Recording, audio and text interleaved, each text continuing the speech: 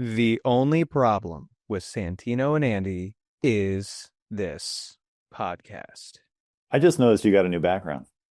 Did you actually? Well, yeah, Yeah, you because just kind you've of been looked you've up. been this big Yeah. this whole time. So now that I'm seeing everything full Welcome to frame, my study. huh? For for those of you merely listening to the show, you have no clue what we're talking about. But for those of you watching the show on either YouTube or Spotify, there's a lot to look at. Wait, you And can watch things on Spotify? yeah, you can. I didn't know that. You've got a whole thing of cameras and lenses and junk over there. I do. I meant to send you a picture of this forever ago. This is a new addition to my room. It's like Mhm. a metal whatchamacallit, Mhm. pegboard. I love it. It's great. I That's a love this James whole Perlman dinosaur. really. There's a couple weird clowns. Yeah. Well, because Godzilla this is, characters, I theology think I books. know where this is in your house. This is on the main floor, right? The No, main level? No, this is up no, in your room. this is up in my room. Hey, if you guys think we're losers recording from our mom's basement, this is my bedroom. Thank you very much. Wait a minute.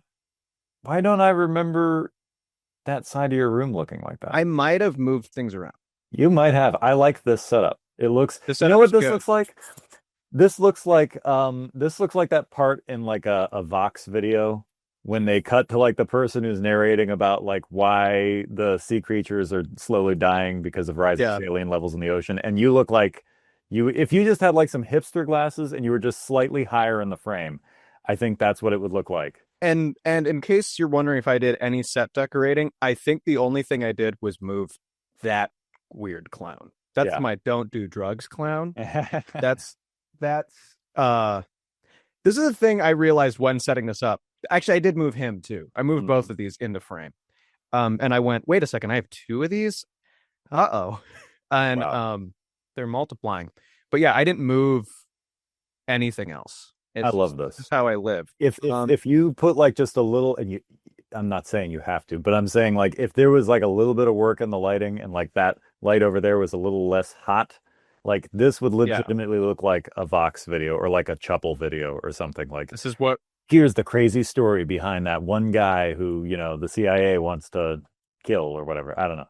yeah, I that's ran just out kind of of steam. how I live my life is I live my as I'm just stepping out of a documentary about a guy the CIA killed. That's, Yeah. I think what I do. Well, if we make any docs this year, we're using that pack.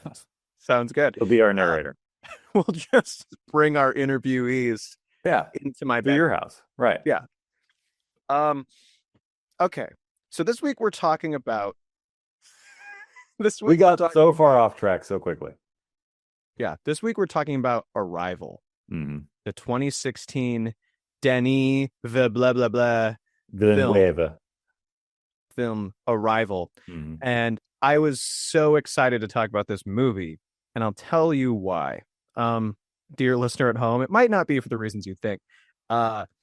This movie came recommended to me by a friend of mine who wanted to talk to somebody about it, and I was like, sure, I'll watch it here soon. Uh-huh.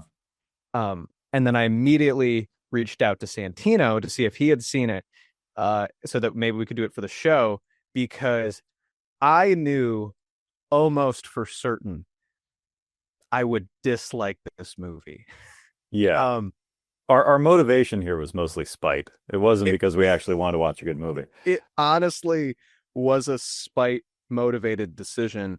Also because I contacted Santino because I knew I'd need an outlet for all of my, even if I didn't like it a little, I'd still need to vent that somewhere. And here we are. I want to preface our conversation with there's going to be a little structure here, and it's kind of assumed this is going to be our structure between you and I. So correct me if you want to adapt this.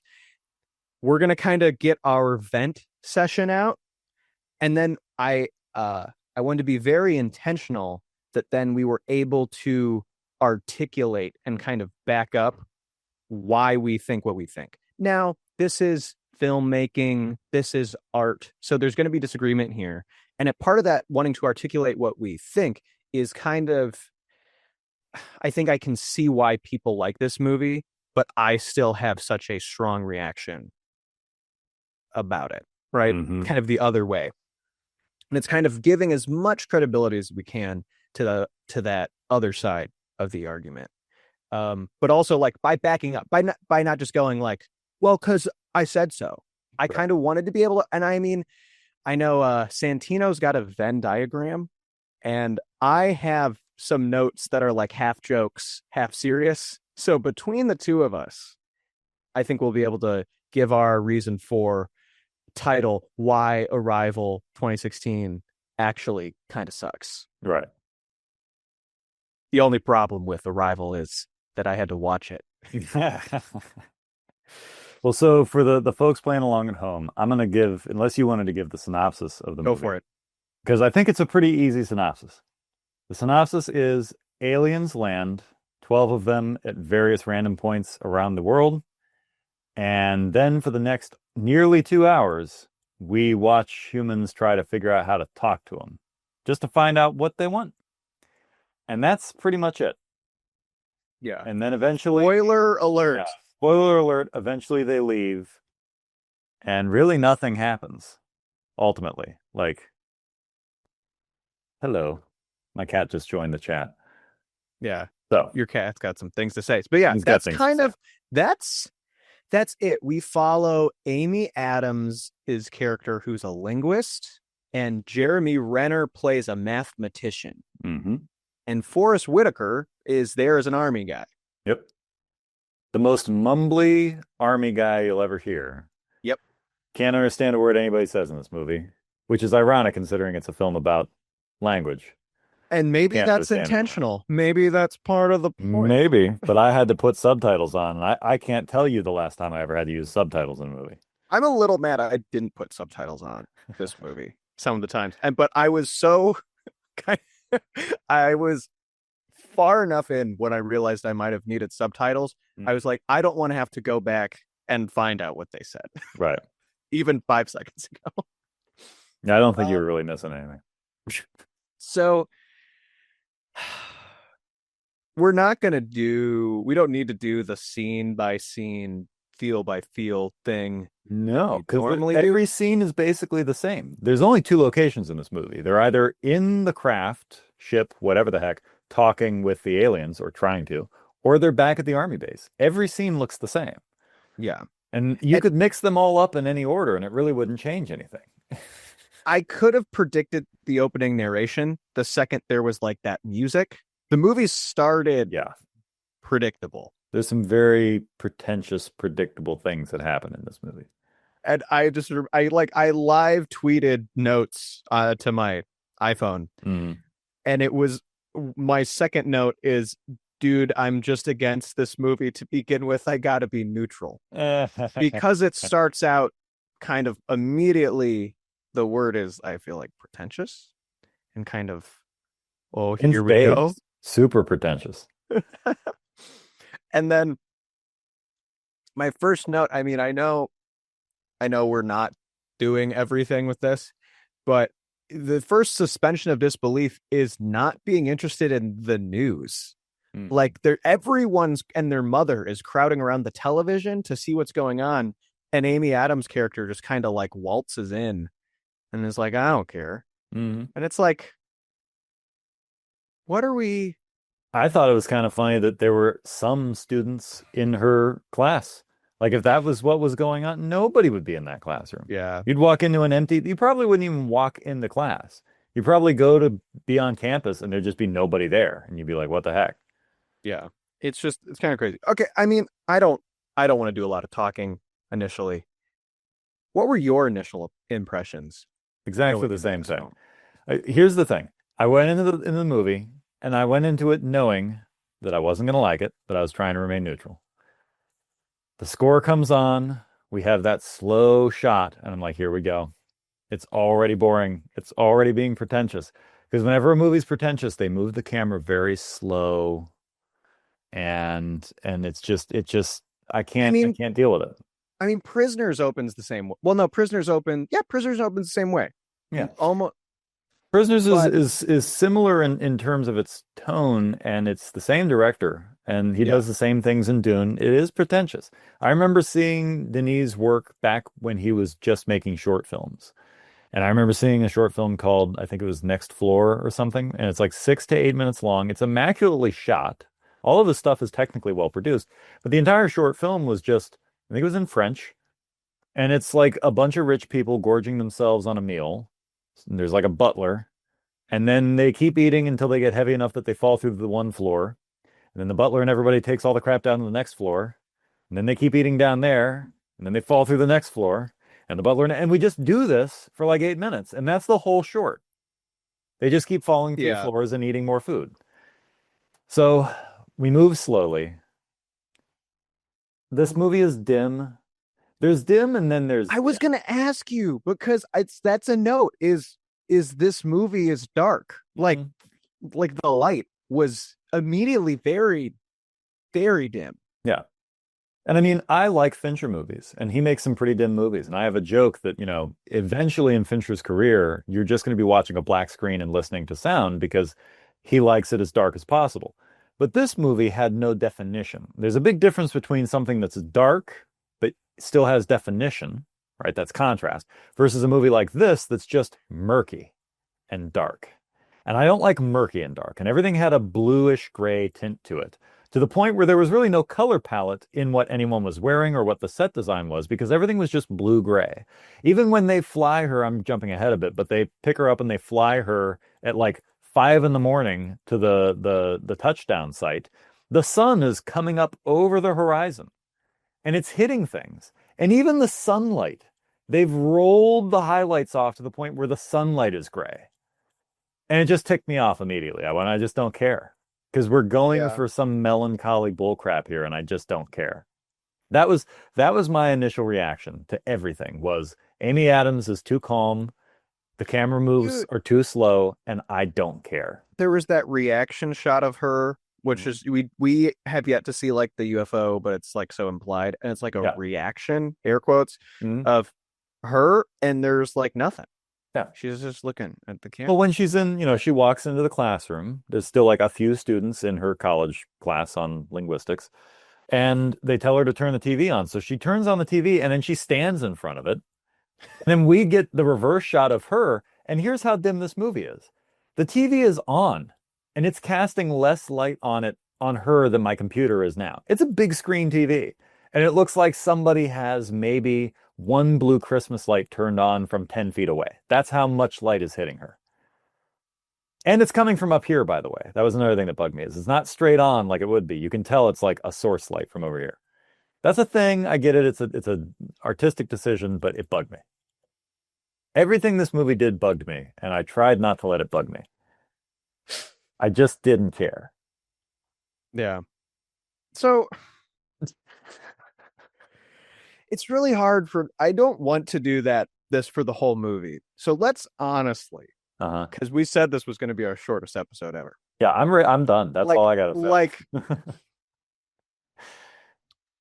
in full, tell me why this movie doesn't have your interest.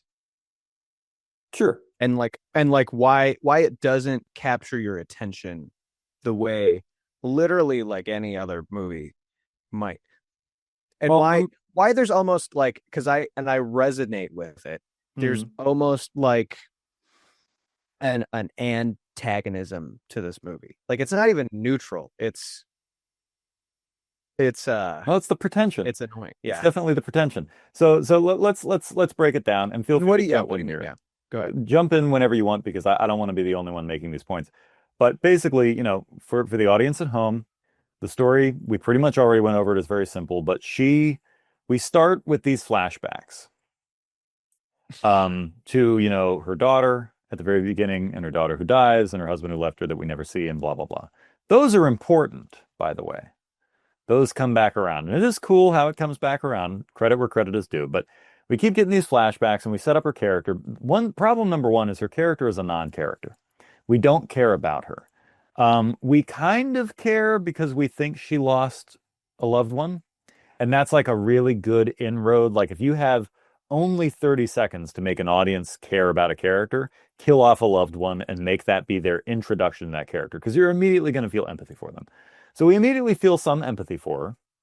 But we get no other indications as to who she is as a person other than possibly grief-stricken. But the problem is, and this is a problem in the structure, which we'll get to when we address the twist, because of that twist, she shows no emotion. So we keep thinking, well, we're supposed to feel for her because she's lost her daughter, but she never seems to seem, I know that's a lot of seem, she never seems broken up, right? She just seems to kind of be floating through life. She doesn't pay attention to the news. She's not even really drinking herself to death as some characters who, are also depressed. She doesn't seem depressed. She just seems to be nothing. There are no stakes to this film. And I think that's part of my like to go along with her character, right? Her character essentially serves no purpose in the global scale of this film. Well, she does. Well, in the yeah, in the end, she does. In the end, she turns out to be just what everyone needed. But think about it this way: she's a good linguist. Yeah, we could put together because she's a college professor. The best. I think they wanted us to think she was the best because she had them ask that other guy like what the Sanskrit word for poop or whatever was. And I guess he was wrong.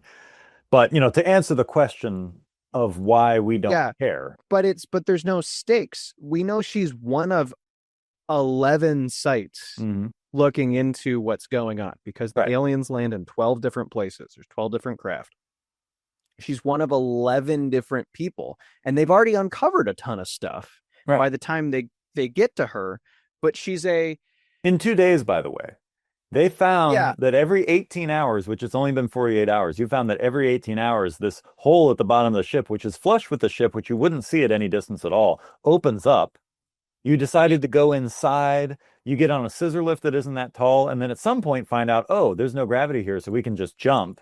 You don't know what's going to happen. You don't know where it goes or how to get back out or how long it is until it closes again. And you found all this out in 48 hours and then tell her about it. Yeah, and it's like, there's as on a simple like story level, the conflict is only will they figure it out in time? Will they be able to talk? Right. And will they be able to talk in time isn't a thing in the movie till we're like an hour in. Yeah. So for the first hour, right. Exactly. Kind of just there. Just floating. You're just floating along with it. And like there's no, and like, look, I'm a sucker for like a MacGuffin and stuff like that. Why did they show up? Yeah, but there's little to none of that. It's just like, if only we could talk to them. Right. If only we could talk to them. And then Jeremy Renner says something kind of silly. And the movie's like, huh. Yeah. And then we move on. So then we move on. That's, I think you're right on the money with that. Is for the first hour of the movie. To be fair to the movie and what it is. The first half of a movie. Yeah, there's not a movie. Yeah, there's no stakes and there's no characters. Because she, as far as we know as the audience, is a really good, maybe the best in North America, but she's a really good linguist, and maybe she lost a child. That's about all we know. She has no other defining characteristics. She doesn't have some tortured past or some vice, or, she's not especially altruistic compared to other characters. There's no reason why we need to rally behind her as opposed to Jeremy Renner or anyone else. Which, by the way, I'll say it. I think the her daughter died thing, and look, I am a cold, callous 22-year-old guy, but that feels so cheap, right? To just go, oh well, her daughter died of this terrible thing, so you have to care for her. I don't think it feels cheap. I think it feels simple. Like, I don't know, and it's not the only movie to do that. I've seen this plot device used dozens of dozens. That's fair, but it's just like, that's the road we're taking. Yeah. Like, it feels like, okay, we need to really pull at heartstrings. Single mom whose kid dies. Boom, we're in. It works. And it's working in the movies. And I guess so. It just doesn't work in this one. Yeah. And then it really doesn't work once we get to the twist. But so that we're not confusing the two people who are listening to this, we for the first hour, there are no stakes. She is a non-entity. She's not a character. Jeremy Renner is not a character. He's just the smart guy. He knows numbers, she knows letters. That's literally it. And then there's the army guys, and they aren't characters either. Forrest Whitaker has the droopy eye, and you can't understand a word he's saying. Michael Stahlberg doesn't even show up until the last hour of the movie, and he's barely a character. And he's a character actor. He's had some good characters in other movies, and he's got nothing going on in this one. So that's partly why you don't care. Additionally, the reason it's very hard to care is because there's kind of a rule in screenwriting and in storytelling in general, which is, you want to, number one, you want to hook your audience as quickly as possible. What was supposed to hook us here was, oh, aliens landed. What are we going to do? Okay, that's great. But after the first week or so that they're talking to them and we get a lot of time jumps, I feel like you start to feel like a lot of the people on Earth, which is, well, they haven't done anything yet. So it doesn't seem like an invasion. If it is an invasion, maybe they're autistic. Maybe they got here and now they don't know how to open the door. You know what I mean? Like maybe they're just dumb aliens. Maybe they can't figure it out. Like it's not much of an invasion. And that was another thing that I found to be somewhat unrealistic was even still for the first hour of the movie, which was like 4 weeks worth of their time, there were still people on the radio going, this is an invasion, man. We just need to blow them out of the sky. We need a show of force. It's like, who would even be thinking that at that point? After a month, I feel like everybody would kind of forget they're even there. Yeah. It's not like they're everywhere. It's not like you can look up and go, oh, there they still are. Most of America and most of the world would just be like, oh, that's still going on. Like how many people are still paying attention to what's going on in Iran right now? And that's a big deal. Very few people are talking about it. And that's active violence right now. Thousands of people are literally being gunned down every day, and you don't hear anything about it. This is just like a big ellipse, just kind of standing on end in random places, doing nothing. Aside from a military presence in that specific, like immediate 2 or 3 mile radius, none of the rest of the world's going to remember this is going on. Yeah. So, hey, to give like Stranger Things season 5 credit, I feel like it does that, right? Hawkins is locked down, but nobody cares. Granted, it's the 80s, but like, see, like, and I think that's like it's kind of funny. We live in this weird time when sci-fi needs to adapt to us realizing like how crazy things can get and humanity's still kind of indifferent. Yeah. Well, you can only take in so much information and then you just become apathetic or you lose your mind. Those are the only two options. So generally apathy is what happens. And so I thought that was a little unrealistic that at least for the first hour of the movie, a lot of the general public still seem to be up in arms about what is effectively just a new landmark. Yeah. That's what this amounts to. And it's around that time in the movie where there's like a bunch of time jumps that there's like Jeremy Renner narration. And I was like, is the movie restarting? Like, kind of. The movie, what are we doing? Yeah. What are we doing, movie? That was a weird bit of narration. Confused. Yeah, especially since it wasn't her. So, we go through that, and that's partly why you don't care. And then, you get into the second hour, and we actually have stakes for the first time. Now, here's the thing. Movies in general, going back to this whole, like, screenwriting rule, is they tell you need to hook the audience in the first, 10 minutes. Now, most movies, I think you can usually get up to about 20. There are some movies I saw that took 25 minutes to really get going, and then after that, anything longer than that, you kind of stop caring. This movie takes an hour to get to what's going on. Now, the other movie that I can think of off the top of my head that takes an hour plus to get to its plot is Jurassic Park. But notice, you have the promise of dinosaurs are going to start killing people and it's going to be cool at the beginning of the movie. So you're content to sit there and just go, it's going to happen any second. Any second. I know dinosaurs are happening. So it's okay. And you're also getting interesting information. You're seeing how the dinosaurs are made. You're getting interpersonal conflict. You're getting a lot of setup and a lot of important setup. It's not just setup for setup's sake. This movie doesn't do that. Because, see, in Jurassic Park, they go to the island and you learn about these dinosaurs and then you learn about this thing. And then they go on the tour and then you get the information that a storm's coming. And then you got Nedry who's going off trying to steal the eggs. There's a lot going on. There's many subplots. In this movie, the only thing that's happening for an hour is we're kind of talking to them and then we're going, what does this mean? And then we're talking to them and they're like, we still don't know what this means. For an hour. It's as tedious as if you were actually trying to do this. And it's frustrating. There's two things there. One, I did write, and I almost made me laugh out loud reading it, which, look at me making myself laugh. I said, I think this movie is boring on purpose so that we feel the way the characters do. Gosh, yeah.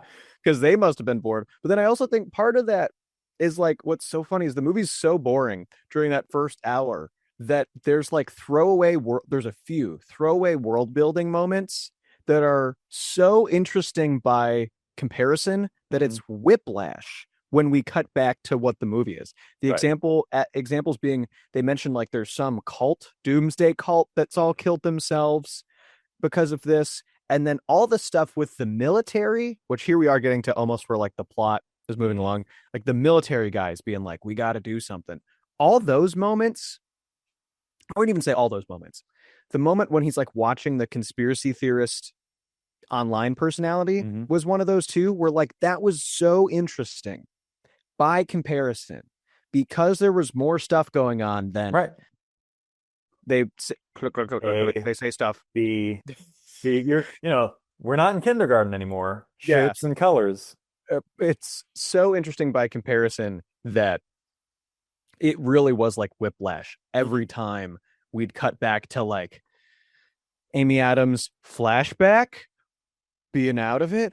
What? Who's also, by the way, always out of breath. Even when she's not in the hazmat suit, she's just always out of breath.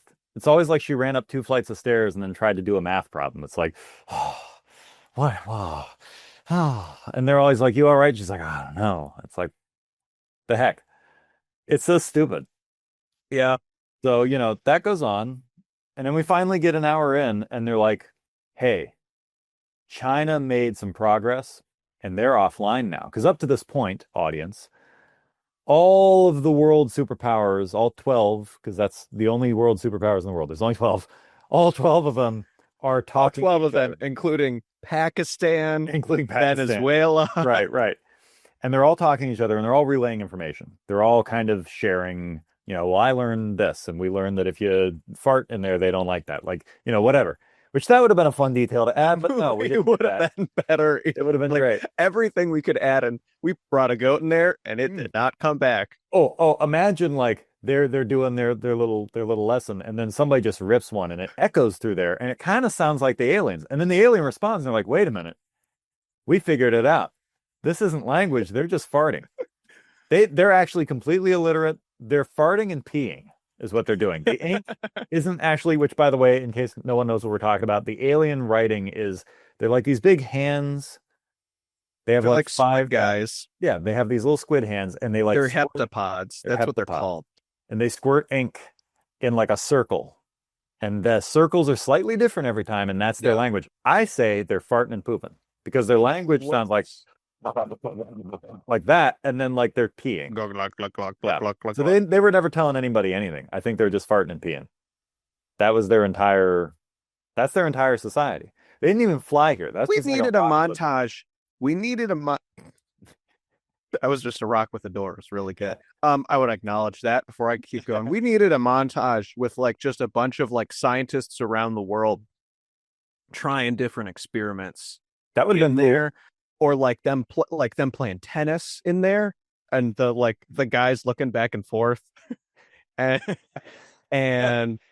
I'm trying to think what else would have been a good montage bit. Like they needed a dog, maybe like they bring in Tim Dillon to do stand up. They're out of options. Yeah, they're completely out of options. They show it like singing in the rain. There you go. I'm trying to bring something interesting to this movie. I'm sorry, I forgot. Yeah, we can't be interesting, God forbid. So yeah, that's what's happening. The world leaders, China learned something that's crazy. Said something like it talked about a weapon, and now they're off the grid, and other countries are following China's lead. Yeah. Question. And so now we actually get a bit of stakes, which is Russia and China and other people might try to attack the pods. And if they try to attack the pods might retaliate and we all might die. So we got to figure out what these pods are saying now. If that was 20 minutes into the movie and the movie was only an hour and a half, okay, cool. I still wouldn't care that much, but it'd be interesting. You gave us an hour before we got to that. Like, boo, boo, thumbs down. So, we get there. We get that, and then at this point they've inside of about a month or maybe 6 weeks, The timeline's a little iffy. They've managed to build up quite the repertoire on their iPad of like what symbols mean or what they think they mean, which I still think is pretty funny that they're just assuming that this is what this means. Well, They really she's have an no expert. confirmation. And she's an expert in human language. Yeah. And so they're doing all this, and then now we race against the clock. We gotta figure out what's going on. And they go in there to ask them, what are we talking about? What is the weapon? What is this? What is blah blah blah? And then, stuff happens, and then The thing now, blows up, right? That's when yeah, some of the army soldiers have gone up on their own to which I didn't inside the even craft, catch it. I had to rewind it. I'm like, what exploded and why? and they put a bomb in there. Yeah. And then because stuff's going down with the world, Jeremy Renner and Amy Adams hop back in there, Mhm. and the whole time there's a bomb that's about to go off. And then like they have some weird talk and they get pushed out Mhm. and it boom, Yeah. and then they fall but they get caught.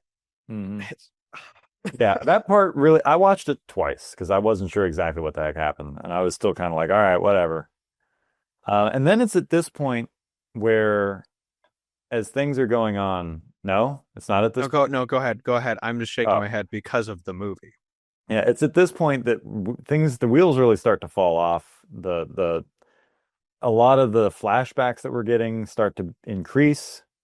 And then shortly thereafter, Amy Adams goes out to talk to the aliens one more time on her own. Except at this point, the craft is no longer at a reachable distance from the Earth. But for whatever reason, she walks out there and the craft just spits out like this little turd, just this little tiny pod that comes out and lowers itself and allows her to get inside and go up into the ship. Which, by the way, why wasn't that the way they got into the ship any other time? Like, if the aliens came here because they wanted to talk to us, why didn't they do that? Here's another big plot hole. So she goes in, and when she goes in, up to this point, whenever they've been talking to the aliens, there's like a viewing room inside of the spaceship. And the aliens are behind like a big piece of glass and like this foggy whatever the heck. Well, then when she goes in through the pod the second time, she's now on the other side of the glass with Abbott and Costello. Yes, the names of the aliens that they gave them. Well, The aliens didn't give them. she's with Abbott. She's with Abbott because Costello. Costello's gonna die. Or Costello. She's with Costello because Abbott's gonna die. Okay. Anyway, she's in there now, breathing whatever their weird atmosphere is, this fog. And the weird thing is, now when they write in their ink, she can just kind of understand it. And we don't know why. She's been growing in her understanding She hasn't committed of all the that. language. She hasn't committed she's at the all. best linguist in the world. She's the best linguist, the best linguist. She's got all the languages. She's great. I made up a word and she figured it out. I was like, how'd you do that? Yeah. But she's we're here in the movie. She's like figured enough out. So the visions are increasing. Yeah, the visions are increasing. So then they tell her what's going on. Kind of. But before we get to that, she also is able to manipulate the ink by hand, which I guess is a thing she could have done this whole time. Yeah. Which means that if it responds to your thoughts, she could have communicated with them very clearly. I don't know. Anyway, we find out at one point she goes, "Who is this girl?" talking about her daughter in the visions. And then we realize at that point in the movie, I was like, oh, okay. Okay, so that line Flashbacks, didn't exist these are- because yeah. Flash forwards. Yeah. So yeah, I cut you off in saying the big reveal. Yeah. That So that's now we're realizing these are not flashbacks. They're flash forwards. She's seeing the future. She's seeing the daughter she's going to have with Jeremy Renner.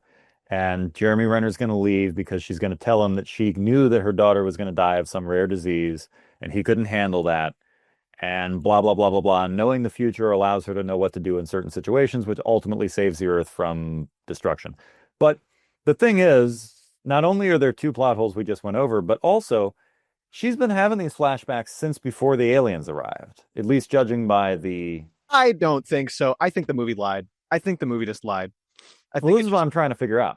Has she been the having movie's just full of it. flash No. forwards because the aliens are here and they've given her that power, or was she always able to see the future? Is No, she I just don't think she was. Raven-Symoné? I don't think so. I think the movie's just doing that to be interesting, to take the boring idea it has and make it interesting. I guess. Because that's the Because only to be interesting clear, part. and I don't know if you said it, and I'm sorry if I was just frustrated and wasn't listening. the we have a line of dialogue in the first act where Hmm. Jeremy Renner's like, I heard understanding another language can rewire your brain. Is that true? And Amy Adams is like, I don't know, maybe. And we're like, okay, cool. And then we learn the alien language is non-linear. It doesn't really mean anything, but whatever. Yeah, they don't think linearly. And so that's the way they speak. And so the more she understands the language, the more she can see through time, Yeah. which, okay, it's sci-fi. Why can't Jeremy Renner do the same thing then? Why can't He's any of absorbing them the do the same thing? Right. But okay, like we're in sci-fi. We talk about Mhm. this all the time with all the silly movies that we like and dislike. There is a buy-in. Right. Buy-ins, aliens. Okay. Extraterrestrial travelers. Mm-hmm. Okay. I don't care about the plausibility of that. But you're telling me this whole movie's plot revolves around the fact if you know a language, it can help you see through time. I don't know if I would go so far. Like if I wanted to be It's that's the extra plot. spiteful, I would say that that's what they were pushing. I don't think they gave this plot enough thought to realize that maybe that's the way it could be construed. I think she was seeing through time, and I'm being generous. I think she could see through time simply because there was some side effect of being around the aliens. I don't know if that's necessarily what the language was doing. If it is, that's especially stupid. No, it's the language. It's the language that's allowing her to do that. That's the gift. The gift they're giving humanity is their language. Well, yeah, I Because got it helps that, you see but but because it helps you see through time. she's the only one who can do it. Nobody else has even hinted at being able to do it. Exactly, Even in the and- future, when she's at like the gala and the colonel that or the general or whatever who is Chinese that she called because she can speak Mandarin, and she warned him to not shoot the things, but she didn't warn him not to shoot the pods. She told him his wife's dying words, which makes no sense. Which also doesn't look, we're in a universe where there's aliens and they're Mhm. cool, man. They're little squid guys, whatever. Little squid guys. But you're telling me that it's non-linear time. So fine. he can be like, you will need to know this information in Mhm. the past, Mhm. but to tell me. And it's like Anytime you deal with time travel, it's stupid. That's the thing. pretty Anytime. much. But come on. I don't know. You're telling me she saw through time, and that gets us out of every single pickle this Mhm. movie has. Yeah. And that just That's why she's the chosen one. She's the only one who can see through time. She's the master of the language. But also, that's the other thing. Never This, is a this language. movie, with there not only being no stakes, Amy Adams' character can do no wrong. Right. Everything she does is right, which is annoying when there's no stakes to your movie, except an hour in, and the main character is always like, "Oh wait, I got it," Mm-hmm. and is always right, and Right. is always right. Mm-hmm. Well, and the other thing on top of all this is you've got this one woman who's the only one who seems to be able to do this. The aliens gave us this gift, but remember, it's not a gift for us. It's a gift for them. Because they gave us this gift so that in 3,000 years, when they need our help, we can help. So it's not a gift from me to you. It's a gift from me to you that's really for me. So Yeah. what was really the point of any of this? It's stupid. And I want to give you the platform to articulate why, because then I'm going to give you my Venn diagram when we actually like the reasons behind why we hate it. So yes, let me start to unpack my reasons here, and I'll admit two of them are closely related, and one is like the sillier version of the other. The first one was, I don't like it. Well, it's all why I don't Yeah. like it. Which, honestly, if you gave me this pitch for number one, I might like it, but you didn't do it well, so I don't. Which is, this is a B sci-fi movie from the 1950s in art house paint. Yep. That is what this is. You took like half of a B movie monster concept. Basically, it's the day the Earth stood still, but not even as good. Yeah, basically. And just put a ton of art house Hollywood Art house crap stank. on it. Yes. Yeah. Art house stank onto my decent B movie monster film. And the other one that is kind of closely related to this is I think this is a foreign film made for white people, which Yes. Yes. That is exactly what this is. thank you. And what I mean by that, allow me to like calm down, it's a joke. Which is to say that this is a foreign film made for Hollywood consumer markets. Mhm. And to be clear, I think amazing. maybe in parentheses, Mhm. it would be it's a bad foreign film made for white people, because This is- I love certain foreign films, right? Like and I by no means want to give a impression that I think that just because a movie was not made on this continent, it's bad. Obviously. I think that, at least. I want my opinion to reflect There's that. pretty good evidence that a lot of foreign films suck, but sure, yeah. Well, generalizations Yeah. assume exceptions, but like it clicked, and it's a note in like the smack dab of the middle of well, it's honestly close to the end. I wrote, "I'm mad it took me this long to realize this, but this is just a boring foreign film." Yeah. In English. Mhm.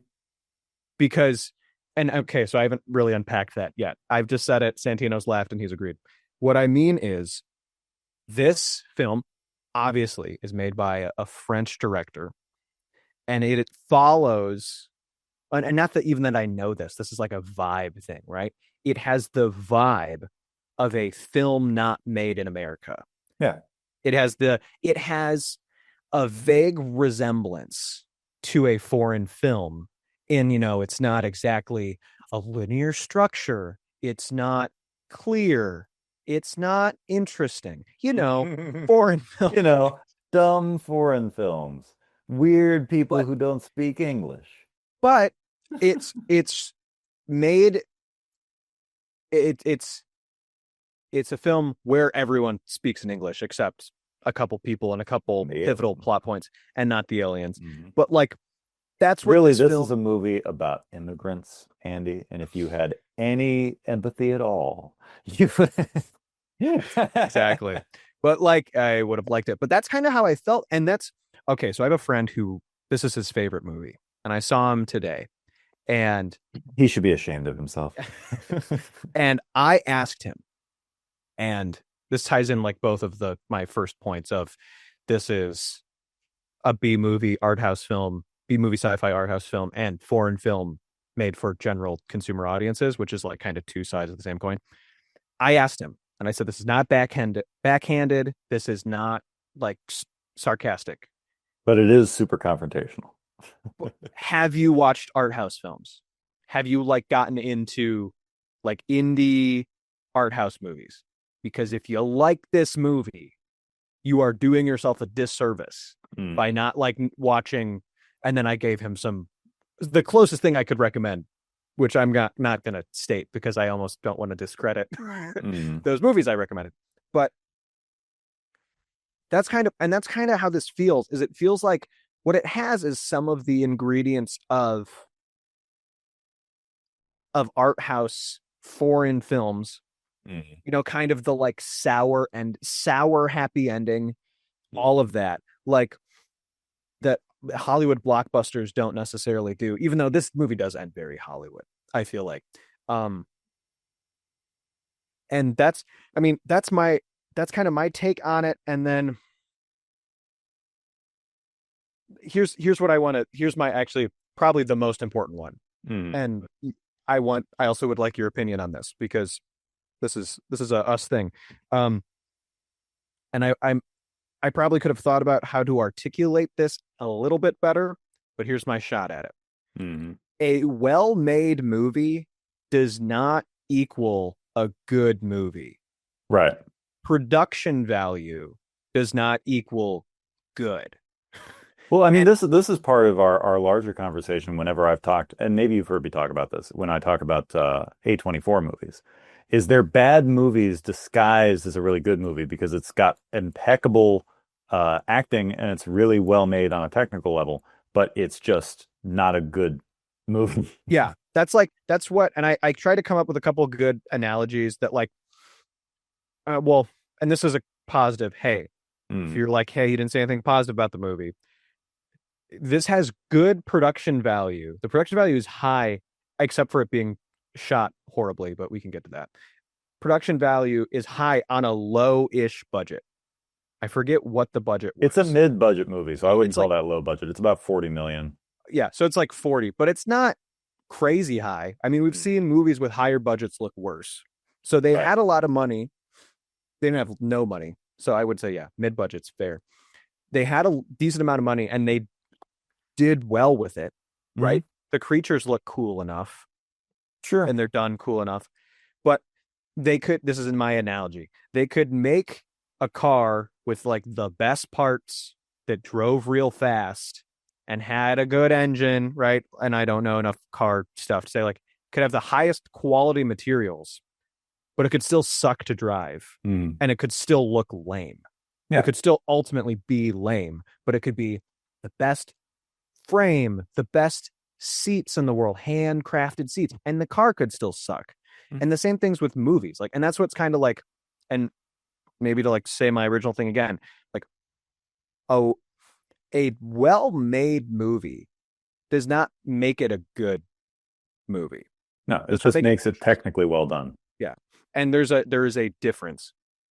And I think that case used to be a lot clearer, or maybe more obscure. I said that completely wrong. Could be more obscure when it was only like A24 movies and stuff.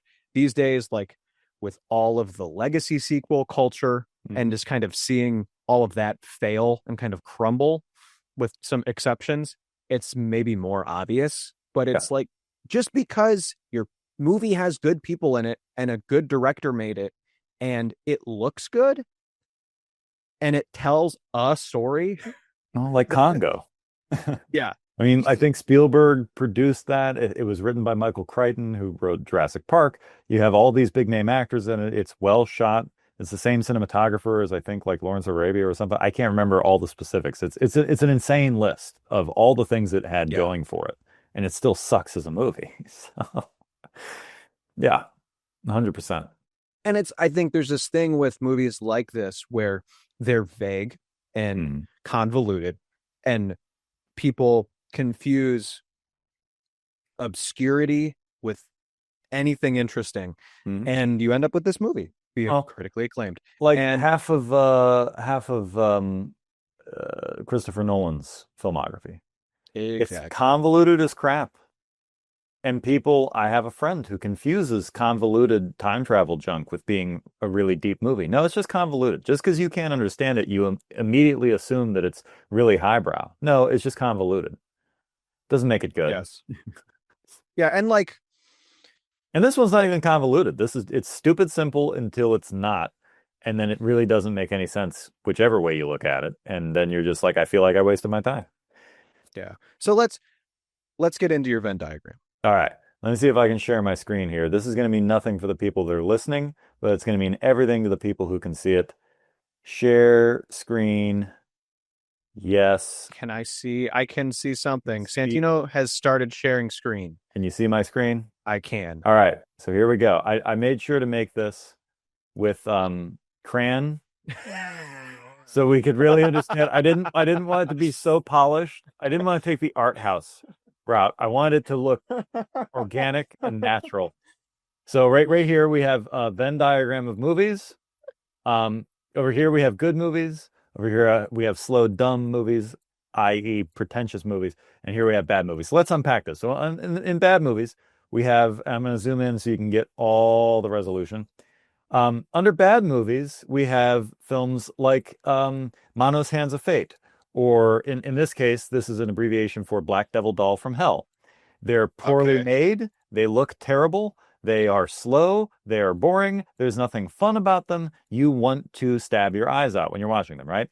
And then over here, you have good movies like Lord of the Rings or Saving Private Ryan. And over here, you have slow, dumb, pretentious movies like Eyes Wide Shut or Persona, right? So at the intersection of these areas, the intersection between good movies and bad movies is fun bad movies like Malignant or Evil Dead 2 or something that's so bad it's good, like Elves, right? Like you can enjoy it. It's Yeah. not great, but it's still fun and it's paced well, right? And then over here at this intersection between slow and dumb, actually, what I really ought to do is I need to have an additional color here so we can see my notes. Okay. So then over here, you at this intersection, you have the intersection of slow, dumb, and bad movies, like Tree of Life. They're big and pretentious and slow, but they're also really insufferable, right?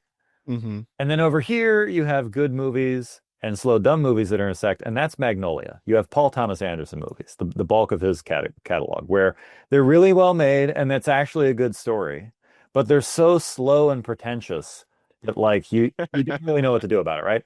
And then right here in the middle, in the very, very middle, right here, this is where Arrival is. Arrival's right in the trifecta of this area where it's a well-made movie with an interesting idea and an interesting plot. Yeah. But it's so slow and pretentious you can't stand it.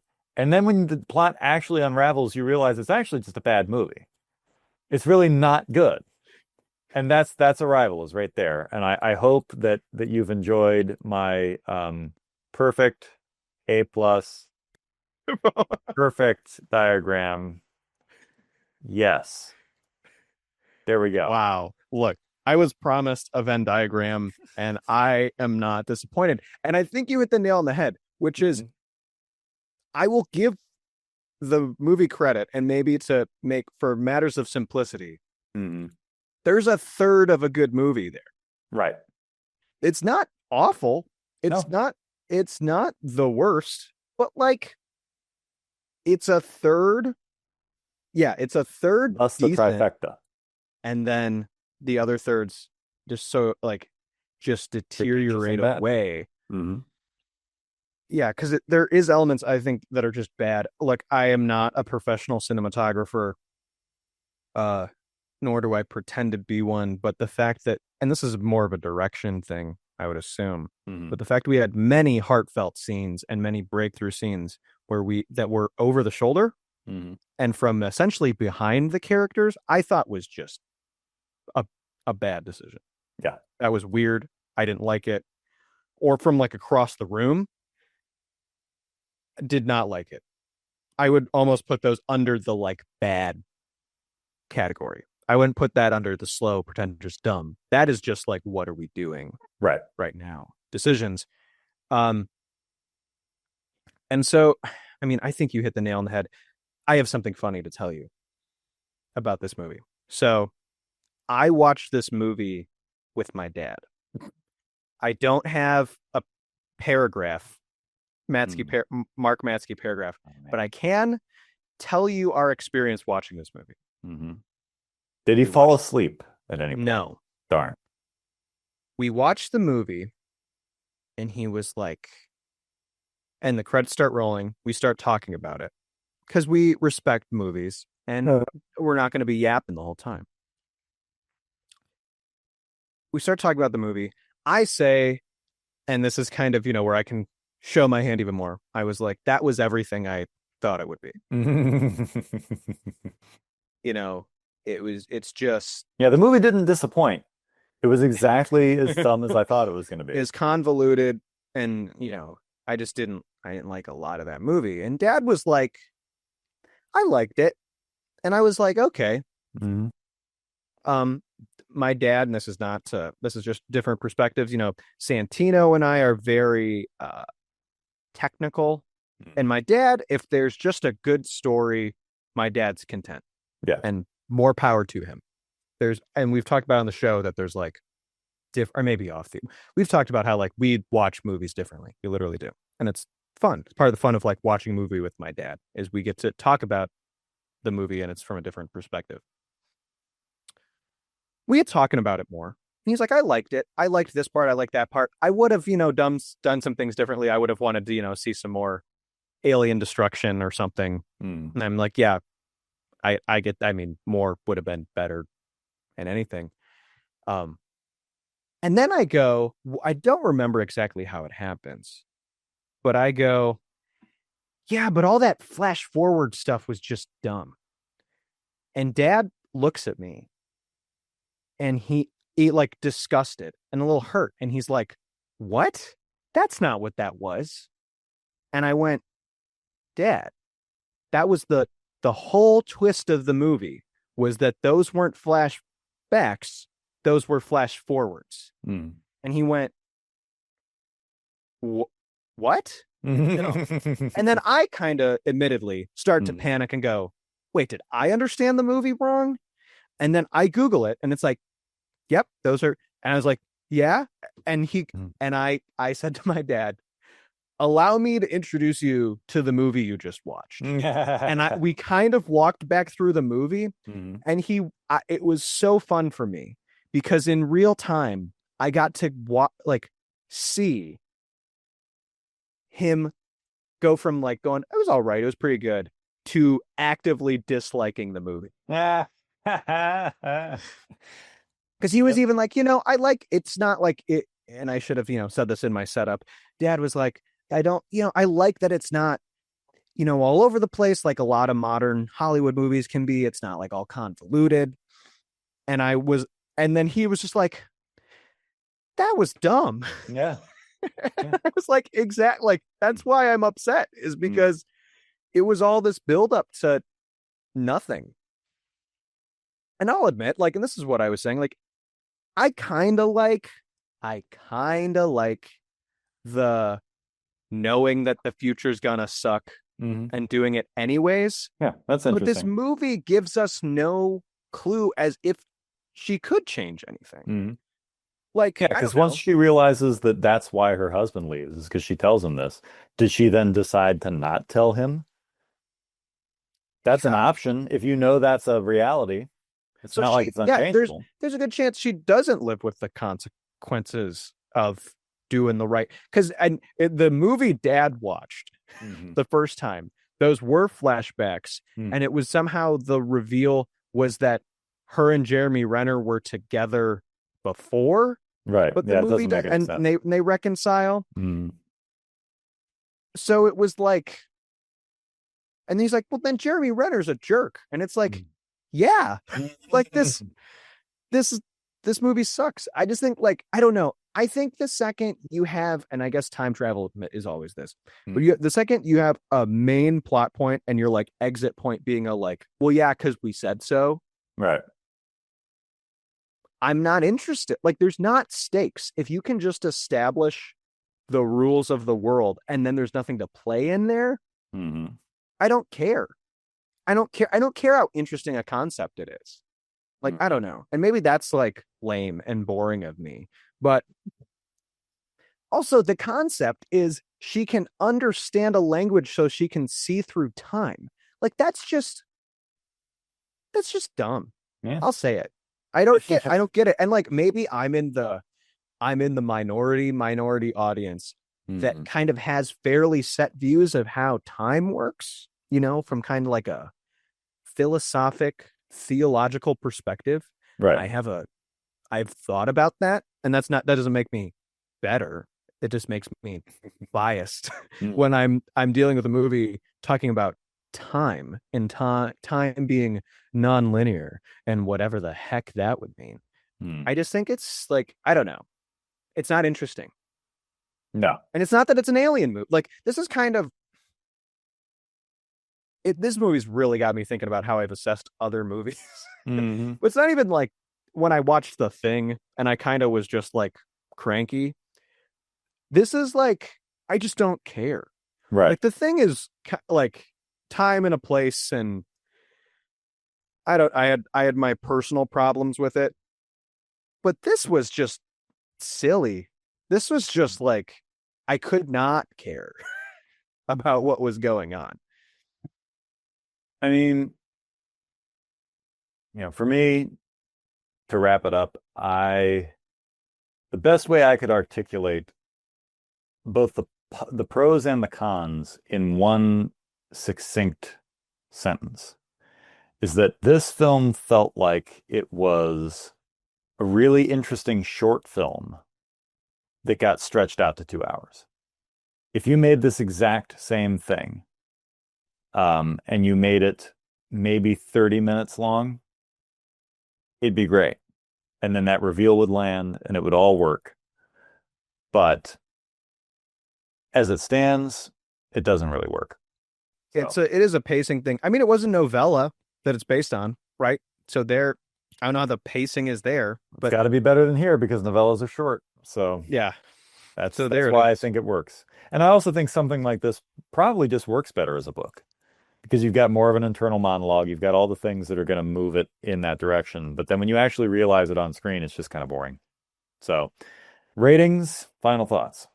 Yeah. I didn't like it. My rating, honestly, haven't thought about it till right now. I'm gonna land us at like a 5. Yeah, I'm going to give it a dead 5, maybe a 5. And for technical ability and good acting, I'd give it like a 5.5. But it is definitely, again, the biggest crime the movie can commit is to be boring. And this one's definitely boring. So See, it's I don't like even a think 5. from like a directing standpoint, you got, and I don't want to throw shade at Denis, Mm, friend of the show, Dennis, mm, but like you have great actors, mhm. or at least pretty darn good actors, who kind of don't do much Well, they don't throughout know your whole characters. film. Forrest Whitaker is there. Right. Like, I don't know. The same year this guy was Saw Gerrera in Rogue One, Mhm. he was this boring guy. So Neither one's a good role, but hey. at least, I don't know, you could give some emotion besides there's aliens. So yeah, Mhm. 5, I didn't like it. That's my thoughts. That's my story. Look, That's it. if you love this movie, Reevaluate your entire life's decisions up to this point. that's all I can Realize tell that you. you're on the wrong side of the resistance and you're probably a puppy killer. It's just it doesn't do it for me. Nope. And it's because it decides to lie to me. Mm. So that's the show this week. That's the show. We're gonna Uh, find out what Andy's watching off air, so it'll be a surprise to the 1.5 people who listen today. Yep. So we'll figure that out, and then we'll see you next time here on the show. Bye bye, friends.